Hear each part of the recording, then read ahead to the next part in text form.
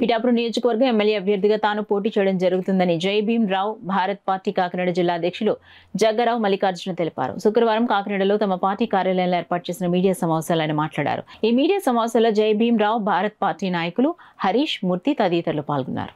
2019వ సంవత్సరంలో కాకినాడ రూరల్ నియోజకవర్గం నుండి ఎమ్మెల్యేగా నేను పోటీ చేయడం, ఒక బీసీ నేతగా, పద్మశాలి కాకినాడ జిల్లా అధ్యక్షునిగా, జై భీమ్ రావు భారత్ పార్టీ కాకినాడ జిల్లా అధ్యక్షునిగా కూడా నేను గత 5 సంవత్సరాలుగా ఇదే జిల్లాలో పనిచేస్తూ ఉన్నాను.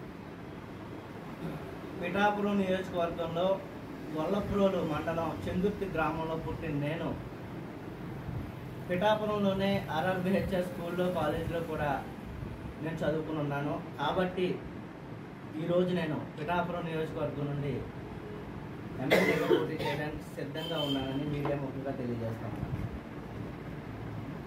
ఎన్నో ఉన్నత చదువుకొని ఈరోజు రాజకీయాల్లోకి 2019లోకి వచ్చిన నేను మన జిల్లాలో అనేక ప్రజా సమస్యలపై, పేద బడుగు బలహీన వర్గాల ప్రజలపై జరుగుతున్న అనేక దాడులపై ఇప్పటికే పోరాటాలు చేస్తున్నాం.